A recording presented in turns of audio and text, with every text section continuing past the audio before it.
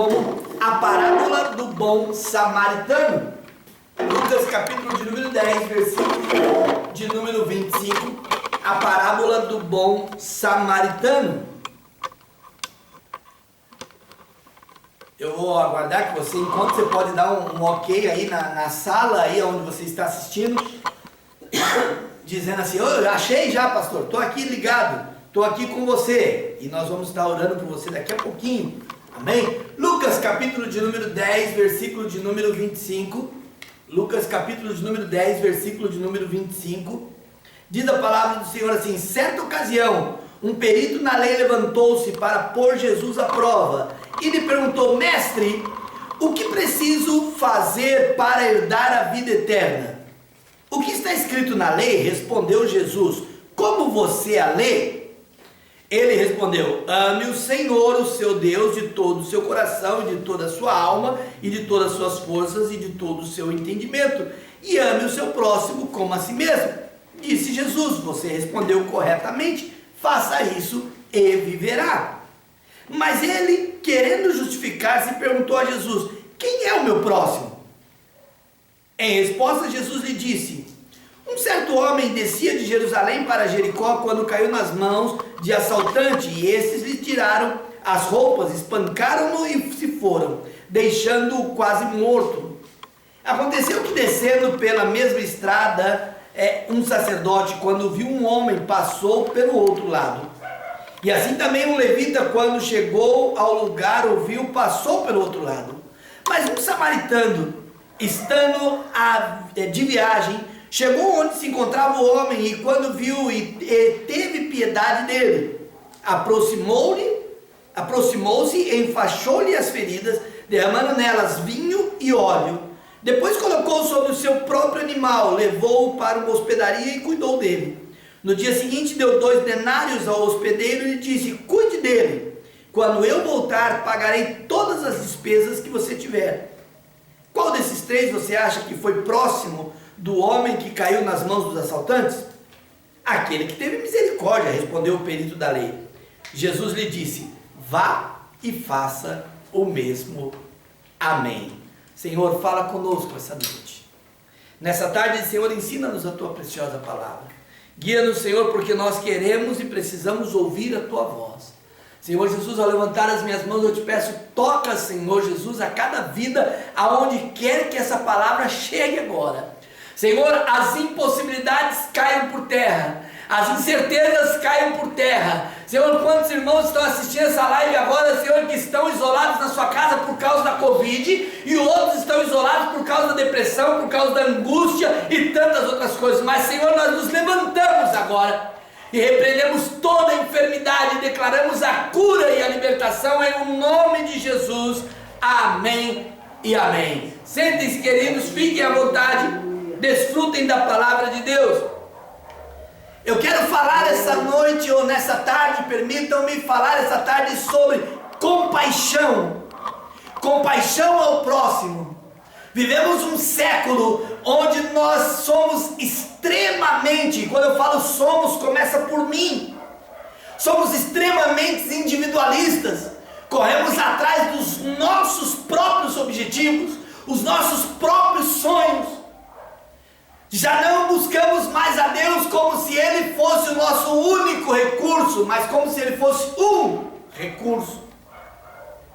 Vivemos uma vida religiosa onde nós acreditamos que o versículo que jamais foi escrito, mas que está tão em voga, que diz: faça por onde e eu te ajudarei, isso não está escrito na Bíblia, mas nós acreditamos que isso é uma verdade tão absoluta que nós apregoamos isso como se fosse uma verdade.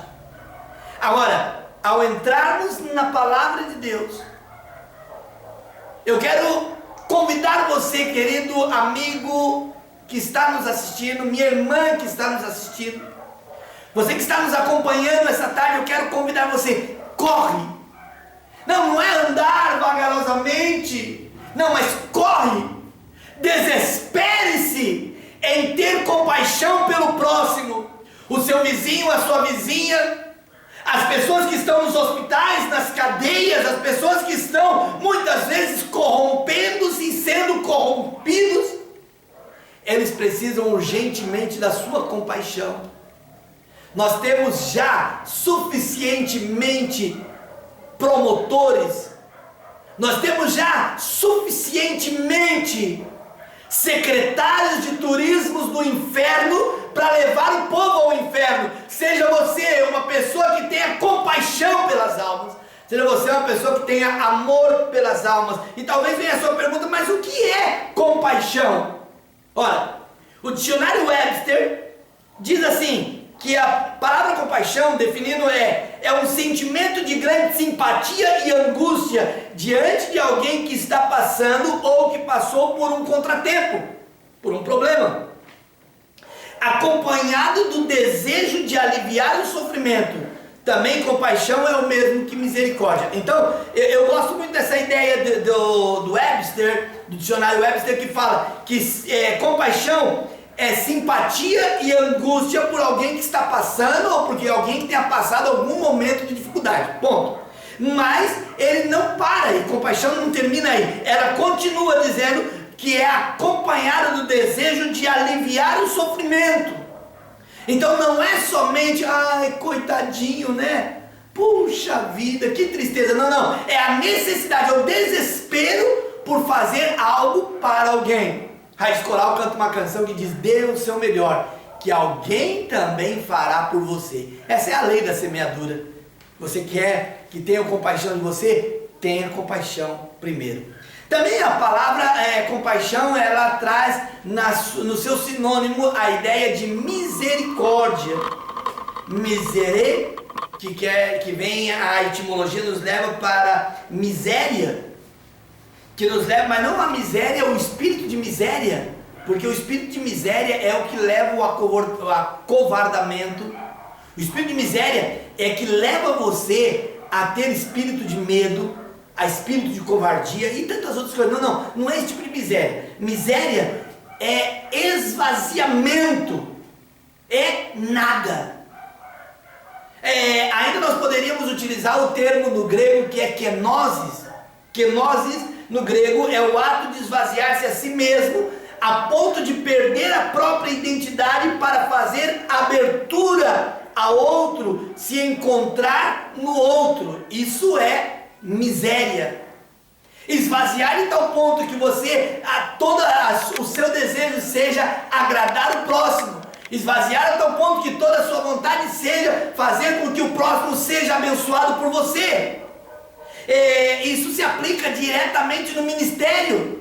Porque a minha insistência, queridos irmãos, desde que Deus me deu a revelação profética de 2 Crônicas, eu tenho falado, porque a minha insistência com os líderes, porque são exatamente esses líderes que estão se acovardando, se escondendo debaixo das camas. Mas kenosis é a resposta ao chamado ministerial, é a aplicação ao chamado ministerial. Caso contrário, é apenas um exercício de hipocrisia. Kenosis é o esvaziamento, é o meu direito de sentar na primeira fila e receber o melhor, é o meu esvaziamento, abrir mão do meu direito para que o meu irmão seja abençoado. A segunda parte da palavra misericórdia, ela vem de córdia ou de cardia. Mais uma vez utilizando a etimologia, que quer dizer, ou leva cardia, que quer dizer coração. E nesse caso, misericórdia é o esvaziamento total e completo do coração. E nesse caso, o coração não é o bombear do sangue, não. Nesse caso, eu quero utilizar o coração que trata na psicologia, que seria a alma, ou seria o nosso psique, seria o esvaziamento dos nossos sonhos, o esvaziamento dos nossos ideais. Misericórdia significa eu abrir mão da minha possibilidade de ser cheio para que outro possa ser cheio. Eu abrir mão do meu direito de ser abençoado para que outro possa ser abençoado. Eu pergunto para você, querido irmão, e eu espero que você me dê a resposta aí na live. Eu pergunto para você: será que nós encontraríamos cristãos assim essa tarde? Será que você encontraria, ou eu encontraria alguns cristãos dessa maneira, que estejam a ponto de esvaziar-se por completo para que outro receba a bênção do Senhor? Veja, vamos fazer um exercício. Se você vem domingo agora na igreja, 10 horas da manhã, aqui na Colombina Night, número 106, aqui no Cajuru, e nós temos apenas 16 cadeiras, e você chegou, faltando 5 minutos para as 10 horas da manhã, o que você faria? Ah, não tem lugar para mim, eu vou me embora. Ou você pacientemente aguardaria acabar o culto e entraria para adorar a Deus depois? Como seria a sua atitude? Misericórdia é abrir mão do direito. Você, não, mas é que eu cheguei, eu tenho que assistir. É abrir mão disso. Isso é ser verdadeiramente um cristão. Amém? Então nós aprendemos hoje, nesse momento, o que é a compaixão, que é esse esvaziamento do meu eu, para que outro possa ser abençoado e que eu busque alguma maneira de abençoar esse próximo. Através da palavra compaixão foram construídos quantidade de hospitais, orfanatos, asilos e até cemitérios públicos com a ideia da compaixão. Com essa palavra, entidades filantrópicas obtiveram uma quantidade de fundos e benefícios mais do que qualquer outra palavra poderia beneficiar. O próprio Jesus disse essa história que acabamos de ler de Lucas capítulo 10. Essa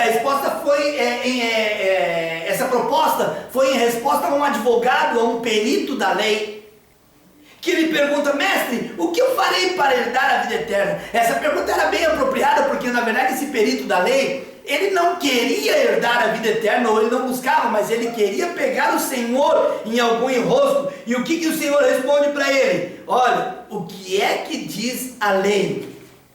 O que é que diz a palavra? E ele se utiliza, conhecendo a lei, porque ele era conhecedor da lei, ele se utiliza de Deuteronômio capítulo 6, versículo 5, e ele se utiliza de Levíticos capítulo 18, versículo 5, ele faz uma junção desses dois textos, e ele aplica o Shema, amarás o Senhor teu Deus sobre todas as coisas, e também ele fala sobre a compaixão ao próximo. E aí o Senhor fala: é isso, faça isso e você vai se dar bem. Mas o perito, ele não queria saber exatamente isso, mas ele queria pegar o Senhor em algum momento. E daí ele fala: tá bom, Senhor, mas quem é o meu próximo? Na mente daquele perito, daquele advogado, ele tinha a ideia assim: peguei o mestre aqui, ele não vai ter como sair dessa situação. Aqui é onde eu precisava pegá-lo, e é exatamente isso que eu consegui. É exatamente isso, peguei aqui, está preso. E quando ele fala isso, o Senhor propõe uma parábola. E ele diz que havia um homem que saiu lá de Jerusalém e começou a descer a Jericó. E ao descer até Jericó vieram alguns homens maus e bateram nele, tiraram suas roupas e deixaram ele quase morto. E passa o sacerdote, passa o levita e passa o samaritano, e só o samaritano ajuda. E eu quero falar sobre essas 4 classes de homens nessa tarde. Eu quero falar a primeira classe de homem, o homem que parece representar todas as pessoas, parece me representar a mim, parece representar você, representar a cada um de nós, representar o moribundo, representar aquele pobre diabo que fez o papel de Jesus lá no carnaval do Rio de Janeiro, representar o próprio diabo que fez o papel de diabo naquele carnaval. Parece ser que esse homem representa toda a classe. O Senhor Jesus, ele provavelmente falava de um judeu, mas ele não utilizou a nacionalidade intencionalmente, porque depois ele vem falar que o amor ao próximo transcende a raça, a cor e a todas essas coisas. Então o Senhor não apresenta a ideia de que aquele homem era um judeu. Simplesmente um homem saiu de Jerusalém, um lugar de paz, e foi para Jericó. E ao sair dessa situação, ele se encontra numa situação muito difícil. Jericó era mais ou menos, ela tinha uma serra de mais ou menos de Jerusalém para Jericó, de mais ou menos uns 3.000 metros aproximado. E ela, você sabe disso, no Brasil é assim, mas antigamente era pior. E toda a serra é cheia de curvas. E essa quantidade de curvas era um lugar fácil para os ladrões e os assaltantes se esconderem. Então por isso que era uma estrada muito perigosa. Normalmente eles viajavam em comboio, eles não viajavam sozinhos, mas nessa história ele estava viajando sozinho, um lugar favorito para os ladrões. E aqui vem a segunda classe de pessoa que apresenta essa história para nós. Os ladrões. Eles roubavam dos viajantes. A Bíblia aqui fala de roupas. Se você quer nas suas mensagens acrescentar que roubou dinheiro, roubou o cavalo, aí você vai colocar por sua conta. Mas aqui a Bíblia diz que roubou as roupas. É óbvio que eles roubavam tudo que a pessoa tinha, mas a Bíblia fala somente de roupas. Esses ladrões, eles roubavam os viajantes das suas roupas, batiam até que ele ficasse desacordado, como se estivesse morto, e dessa forma, esse tipo de pessoa não é somente, trazendo para os nossos dias de hoje, esses ladrões aqui, não é somente o assaltante que fica ali na esquina espreita com arma na mão. Não, existem muito mais assaltantes que estão assaltando o povo do púlpito, pregando palavras que não salva, que não liberta, que não transforma, que não atua, que não faz nada com a vida das pessoas, pregando esse tipo de mensagem, estão roubando o direito da salvação das pessoas. São verdadeiros ladrões que vivem promovendo a ideia de uma bênção econômica que jamais existirá caso a pessoa não se entregue por completo ao Senhor. Ladrões que vivem aí simplesmente furtando o direito de sorrir, furtando o direito de adorar, furtando o direito de buscar a face do Senhor. Esses ladrões do século 21, eles estão se corrompendo e corrompendo as suas igrejas, simplesmente por causa de um envelope de dízimo, corrompendo as suas igrejas simplesmente por causa de uma oferta, corrompendo a sua igreja simplesmente por causa muitas vezes de uma carona ou de um agrado, estão se corrompendo e continuam sendo os mesmos ladrões que estavam no caminho de Jericó, sem a perspectiva de que haja salvação para as pessoas que estão indo para lá. Irmãos queridos e amados, muitos de nós estamos caminhando por esse mundo e precisamos de um alerta, e essa tarde o Senhor me trouxe aqui para dar um alerta para você e para mim também. Cuidado pelo qual caminho nós estamos andando, cuidado por onde nós andamos. Pode ser que a serra seja sinuosa e haja ladrões querendo nos enganar, mas existe um caminho que é perfeito, existe um caminho que é de vida, e é o caminho e a verdade e a vida que se chama Jesus Cristo. Ele pode salvar a sua vida, Ele pode salvar você, Ele pode transformar você. Não ande por caminhos por aí. A Bíblia diz que há caminhos que para o homem parecem ser bons, mas o seu final é destruição. Antes de você ser destruído, pegue o caminho certo. Terceira classe de gente que eu quero falar essa tarde eram os sacerdotes e os levitas. É bem verdade que ao falar sobre os sacerdotes e os levitas, nós estamos falando de ministério. Sacerdote era o grupo que se apresentava. Hoje os sacerdotes são os pastores, são os bispos, os apóstolos, enfim, como eles queiram colocar sua titularidade, são aquelas pessoas mais importantes e mais manifestas na igreja. E os levitas são aqueles outros cargos, eu não diria mais inferiores, mas normalmente os levitas eles eram os porteiros da igreja, ou eram os cantores, enfim, era a classe do diaconato da igreja. E esses dois homens, eles representam a indiferença da religião. Eles representam a indiferença da religiosidade. Alguém poderia esperar que o sacerdote, por sua religiosidade, por sua nacionalidade, por sua profissão, ele, ao ver aquela situação, ele largasse tudo e ele corresse para atender o homem. Porém, a religião, ela ata as pessoas. A religião, ela trava as pessoas de tal forma que as pessoas não querem fazer nada para o reino de Deus. Então, o sacerdote, quando ele viu aquela situação, quando ele viu aquela forma, o sacerdote pensou com ele assim: eu estou voltando do serviço de Jerusalém, acabei de atender no templo, deixa outro que estiver indo para Jerusalém que cuide, eu vou embora para casa que eu preciso descansar, que eu já trabalhei, eu já fiz a minha parte. E passa de largo e viu o homem. E o levita foi da mesma forma. O levita passa logo depois e ele olha e fala: se o sacerdote, que é o sacerdote, não quis atender, eu que sou levita, que não tem nada a ver com isso. E um empurrando a culpa para o outro. Todos os dois acreditavam: ali do lado está um cadáver. E a lei dizia que o sacerdote, ele não poderia chegar perto de um cadáver, porque ele se tornaria imundo. Então eles falavam assim: para eu não me tornar imundo, então eu não me aproximo. Você já parou para imaginar? Quisera eu ter tempo, não, já estou quase terminando, mas eu queria ter tempo hoje para falar sobre isso. Sobre o que a religião faz com as pessoas.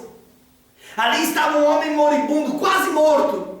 Mas a religião dizia: se você se aproximar, você vai se tornar imundo. Então fique longe, não ajude, não apoie, não colabore, não tenha sequer compaixão. Exaltado é o nome do Senhor. Não tenha sequer compaixão.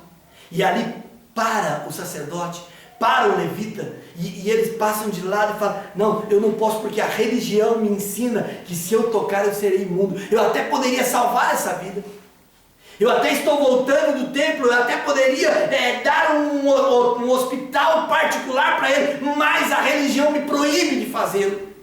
Quantos você conhece que estão atados por uma religiosidade, não podem adorar a Deus, estão presos a um sistema, verdadeiramente presos a um sistema? Só que sabe qual é o problema? É que está preso a um sistema, e quando se liberta desse sistema, se prende a outro, chamado de inércia. Não adianta dizer: sou livre do sistema, e a religião não me trava mais. Se você não está fazendo nada para o reino de Deus, você ficou em outra cadeia. Você simplesmente saiu de uma cadeia de segurança máxima e foi para outra cadeia de segurança máxima. Uma se chamava religiosidade e outra se chama desigrejado, se chama inércia, se chama paralisia espiritual. Deus te chama: corre, igreja, corre! Corre com compaixão pelas almas. Ali está o moribundo. Olha ao seu lado. Olhe do lado da sua casa, olhe do lado das pessoas que estão morrendo sem salvação, sem Cristo, e você sequer tem coragem de dizer que você é filho de Deus. As pessoas estão se escondendo acovardadas com a Covid, e você está no mesmo bolo. Aonde está o Espírito de Deus na sua vida? Se a única coisa que você demonstra é o espírito de covardia e de medo, corre! Corre com compaixão ao próximo. O moribundo está ali jogado, mas eis que nada além. Veio o quarto homem, que é o que eu quero falar. Esse homem era samaritano. Antes, porém, deixa eu falar para você: sabe qual foi o grande pecado do sacerdote e do levita? Não terem feito nada. Essa foi a grande culpa. Você talvez esteja sendo acusado hoje diante de Deus, diante dos céus, não porque você prostituiu, adulterou, roubou, matou, não porque você fumou toda a droga, todo o baseado que você podia aguentar na sua cabeça. Não, você não está sendo acusado hoje porque você bebeu toda a cachaça que você poderia beber. Talvez você, querido irmão, que se considera crente, que carrega a Bíblia, que usa paletó e usa gravata, talvez você esteja sendo acusado hoje por Deus, não por mim, querido. Porque a mesma faca que está cortando aí, ela corta aqui também. A espada que corta você aí, corta aqui também. Talvez nós estejamos sendo acusados hoje por simplesmente não fazer nada. Não seja omisso. Repreende esse espírito de omissão de você e faça algo para o reino de Deus. E aí vem descendo o samaritano. E ele vem passeando, e era uma pessoa que menos esperava alguma coisa. Talvez aquele moribundo, ao levantar um pouco o olho e ver, ele pensou: se o sacerdote e o levita não me ajudaram, esse aí é que não vai me ajudar. E ele pensou que não havia mais esperança. O samaritano, como você sabe, é uma raça mista. Há um conflito político, e eu nem quero entrar em conflito político, porque nosso país já está cheio de conflito político. Mas havia um conflito político entre os samaritanos e os judeus. E eles não se davam. Lá no Evangelho de João, capítulo 4, a mulher samaritana, uma mulher que vivia numa situação muito incômoda, ela pleiteia com o Senhor o direito de adorar a Deus. Imagina você isso. Então, quando aquele samaritano, ele começou a descer, e ele viu o homem jogado, ele não teve dúvida. Ele sabia que o que iria se misturar não era a raça impura que ele levava sobre si, o codinome. O que iria misturar não era o fato de ele ser samaritano e aquele homem não ser samaritano. O que iria misturar ali era a compaixão com a necessidade. Exaltado o nome do Senhor. O que nós precisamos misturar hoje em nossos corações é a necessidade do pecador com a nossa compaixão. E eu marquei algumas coisas que apresento aqui para vocês daquele samaritano. Primeiro, ele era um homem bom. O versículo de número 33 apresenta que ele era um homem bom. Quer ver? Diz a palavra do Senhor assim: mas um samaritano, estando de viagem, chegou onde se encontrava o homem, e quando viu, teve piedade dele, ou compaixão dele. Ele era um homem bom, não porque a lei o obrigava, porque lembra que a lei falou para o sacerdote e para o levita: não se aproxima porque você vai ser imundo. A religião obrigava isso, mas ele se aproximou daquele homem não porque ele era um homem bom, porque a lei dizia você tem que ser bom. Não, ele se aproximou daquele homem porque estava nele ser bom. Sabe, queridos irmãos, você pode falar aleluia daí onde você está agora, você pode falar é assim mesmo, pastor, mas pode ser que a sua boca transmita bondade, mas o seu coração seja cheio de malignidade.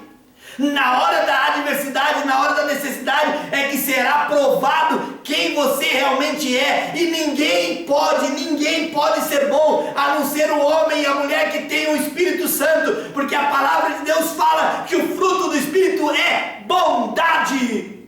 E esse homem que passou por ali, ele não tinha as credenciais ministeriais, exaltado ao Senhor. Talvez nós precisemos abrir mão das nossas credenciais de ministro esta tarde. Ele não tinha credencial ministerial, ele não era sacerdote, ele não era levita, ele era um samaritano.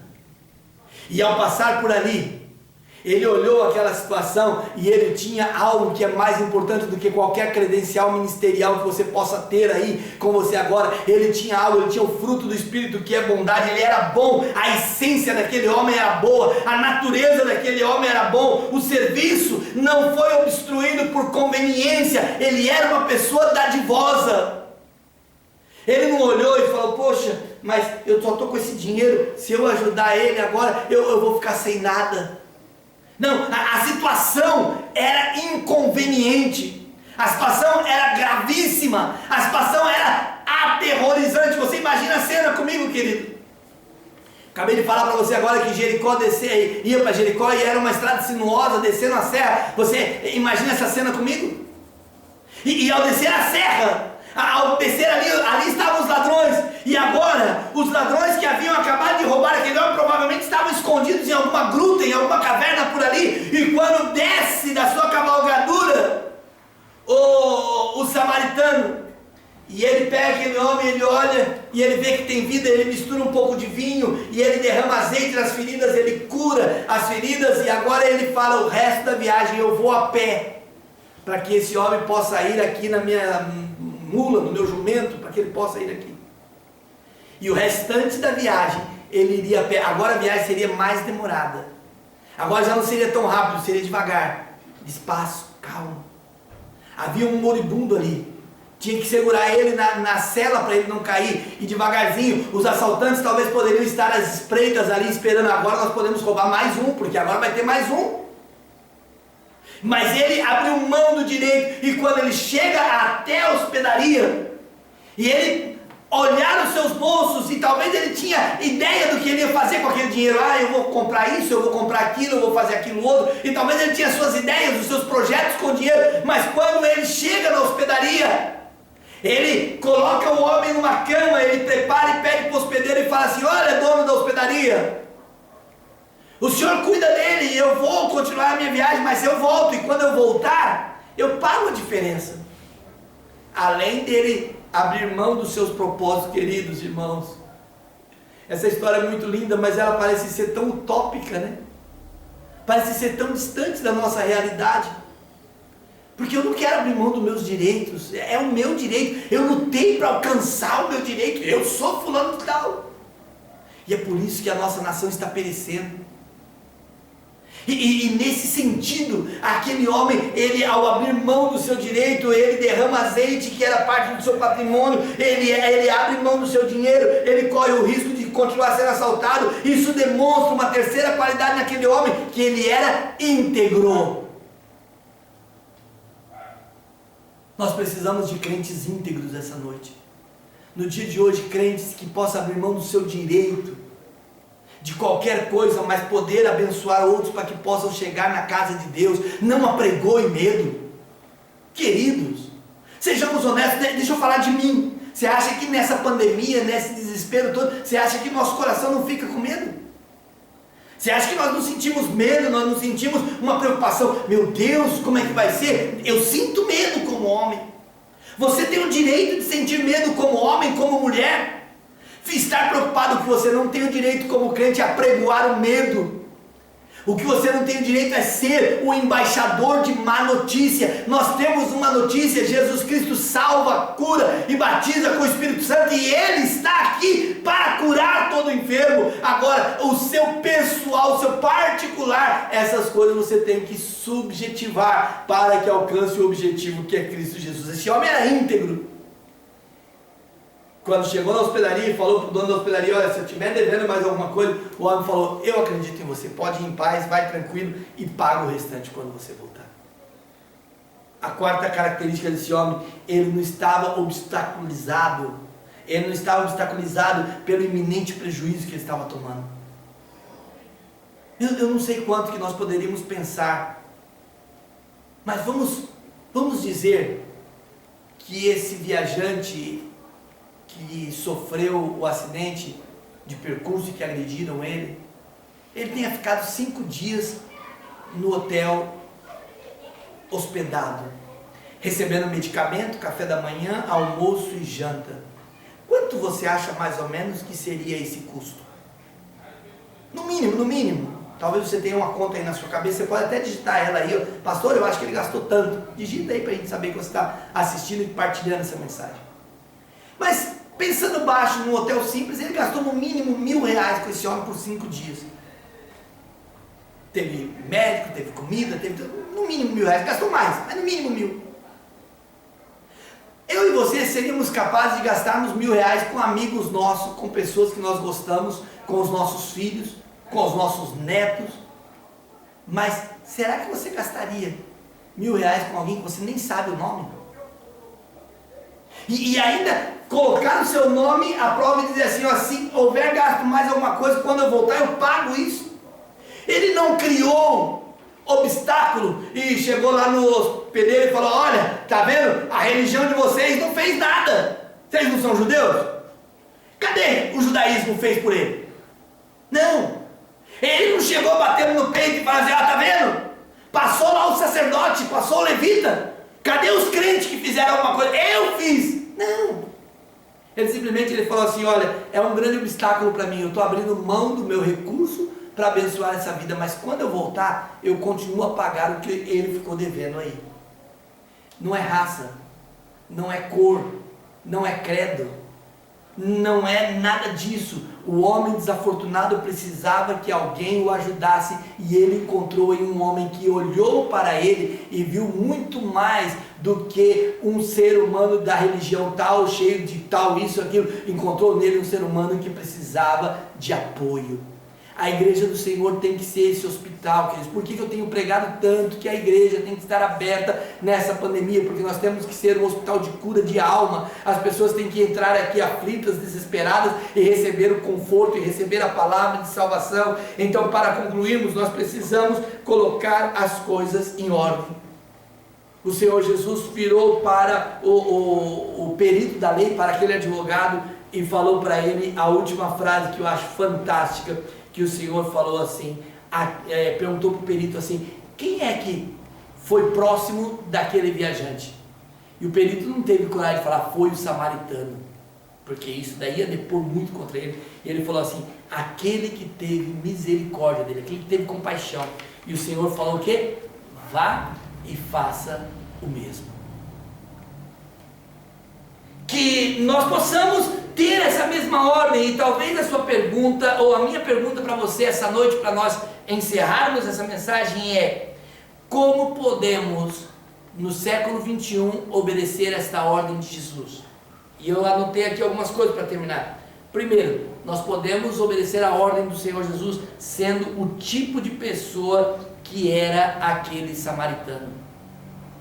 Sendo o tipo de pessoa que era aquele samaritano que não era apegado, que não era atribuído, que ele não era religioso, que ele não era marcado pela economia, ele não era miserável ao ponto de ter e deixar os outros passarem fome, não, o que ele tinha ele compartilhava. Primeira coisa. Segundo, nós devemos nos unir com todas as pessoas de boa vontade para promover ou para prover aos desafortunados a esperança, o alento e o alimento. Talvez você sozinho não possa tudo, e é bem provável que eu sozinho não possa tudo, mas se você ajuntar comigo um pouquinho da sua força e eu um pouquinho da minha força, nós poderemos fazer a diferença para aquele desafortunado. E em terceiro lugar, nós devemos ajudar o próximo para prover as necessidades básicas para a vida, necessidades físicas, necessidade social, necessidade educacional e principalmente a necessidade espiritual.